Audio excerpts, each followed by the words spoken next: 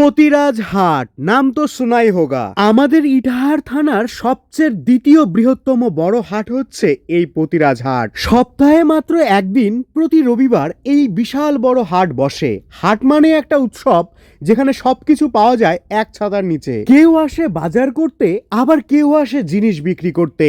রুটি রোজগারের একটি বড় মাধ্যম হয়ে উঠেছে এই পতিরাজ হাট।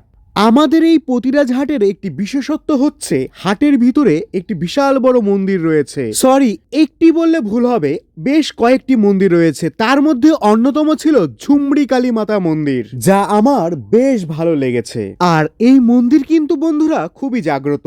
যাই হোক, রবিবারের বসা এই পতিরাজ হাট কিন্তু সত্যিই বিশাল বড়, কারণ আমি নিজে ঘুরে দেখেছি সমস্ত কিছুই প্রায় পাওয়া যায় এই হাটে। তো বন্ধুরা, তোমরা যারা যারা এই হাটে এসেছো তারা অবশ্যই কমেন্ট করে জানাও। আর হ্যাঁ, পতিরাজ থেকে যারা আমার এই ভিডিওটি দেখছো তারা কমেন্ট রেখে যাও। আর এই ভিডিওটি প্রচুর পরিমাণে শেয়ার করে দিও, যাতে সবাই জানতে পারে আমাদের ইটাহার থানার ভিতরে এত বড় একটি হাট রয়েছে।